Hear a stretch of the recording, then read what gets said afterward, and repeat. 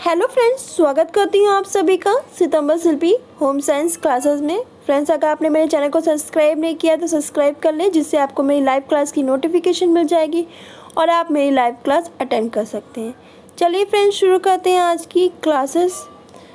Friends, हम लोग पढ़ रहे थे टेक्सटाइल स्पेशल क्लास, जिसमें मैं पढ़ा रही थी आपकी कपास की निर्माण प्रक्रिया, जिसके फर्स्ट पार्ट में मैंने भूमि, जलवायु, कपास की खेती, बिनौले निकाल के गांठ बांधना, गांठों को खोलना, आपस में मिलाना, यहाँ तक कंप्लीट करा दिया था।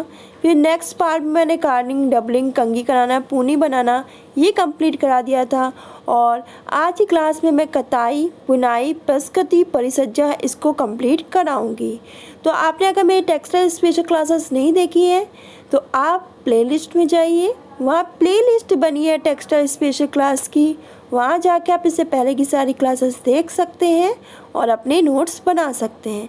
मैं इतना बता रही हूँ, टेक्सटाइल स्पेशल क्लास आप पूरी कंप्लीट करोगे तो आप टेक्सटाइल का कोई भी क्वेश्चन गलत करके नहीं आओगे। तो चलिए शुरू करते हैं आज की क्लास। तो कताई, इन पतली पुनियों को कताई के यंत्र पे चढ़ाया जाता है। कताई से पहले हम लोग पूनी बनाते हैं, तो मैंने इससे पहले क्लास में बताया था। तो जो पूनियाँ बन जाती हैं तो इन पतली पुनियों को क्या करते हैं, हम कताई के यंत्र पर चढ़ाएंगे, जिनमें से एक अधिक स्पीड से चलने वाले तमाम रोलर के बीच से होकर निकलती हैं। तो क्या होगा, जब पुनियाँ बनाएंगे, फिर इन पतली पुनियों को हम कताई के यंत्र में चढ़ाएंगे और इनमें से एक से एक अधिक स्पीड में चलने वाले तमाम रोलर के बीच में से होकर निकलती है।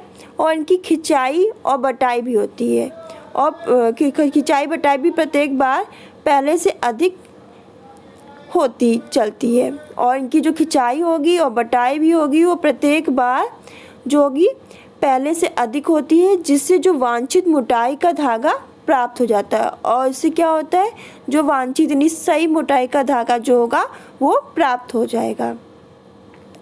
रिंग अथवा म्यूल किसी भी प्रकार की कताई फ्रेम पर की जाती है। तो आपकी रिंग अथवा म्यूल किसी भी प्रकार की जो कताई फ्रेम पर की जाती है। सामूहिक उत्पादन के लिए रिंग फ्रेम पर कताई होती है।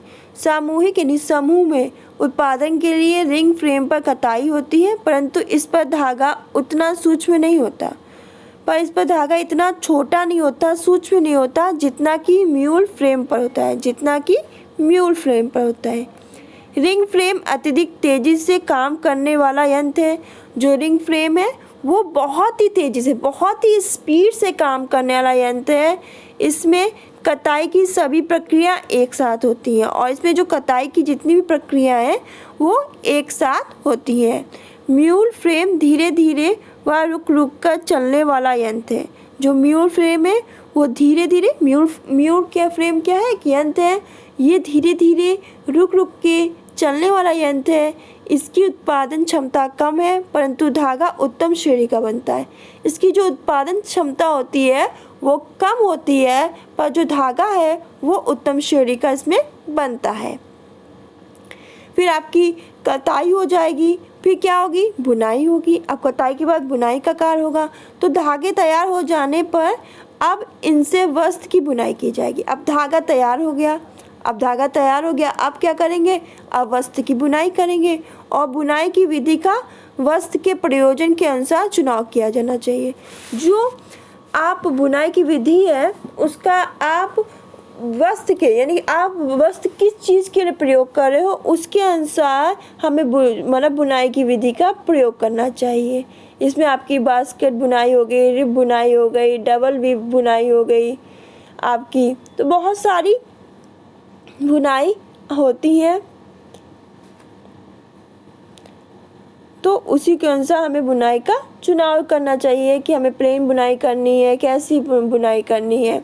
तो इन सब का हमें ध्यान देना पड़ता है। फिर लास्ट में हम प्रस्कृति और परिसज्जा, यानी सब कुछ हो गया, अब बुनाई भी हो गई, अब प्रस्कृति करेंगे, परिसज्जा करेंगे।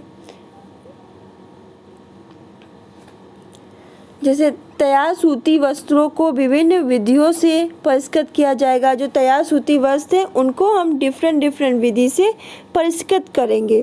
मार देंगे, रोए साफ करेंगे। अधिकांश प्रकार की जो प्रक्रियाएं हैं वो सूती वस्त्रों में आसानी से की जाती है, यानी जो फिनिशिंग है वो सूती वस्त्र पे आसानी से की जा सकती है, प्रॉब्लम नहीं आती है। विभिन्न प्रकार की परिसज्जाओं से वस्त्र पर नमूने व नक्काशी की जाती है। अगर विभिन्न प्रकार की जो परिसज्जाएं हैं उनसे वस्त्रों पर नमूने बनाए जाते हैं, नक्काशी की जाती है। इन्हें रंगाई छपाई की परिसज्जा से सजाया जाता है और इन्हें रंगाई से छपाई की जो परिसज्जा से उसे सजाया जाता है, संवारा जाता है। तो इसी के साथ आज की क्लास के साथ ही आपकी कपास की निर्माण की प्रक्रिया फिनिश होती है।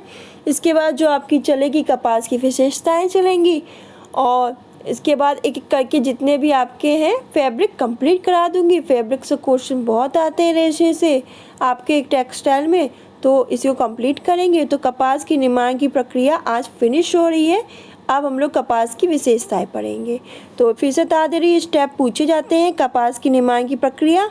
तो सबसे पहले भूमि और जलवायु यानी फिर कपास की खेती, बिनौले निकाल के गांठ बांधना, गांठों को खोलना, आपस में मिलाना, कार्डिंग, डबलिंग, कंघी करना, पूनी बनाना, कताई, बुनाई, परिस्कृति, परिसज्जा, ये स्टेप है। और वीडियो अच्छी लगे तो लाइक करें, शेयर करें, कमेंट करके अपना फीडबैक जरूर दें। मिलते हैं नेक्स्ट क्लास में। धन्यवाद।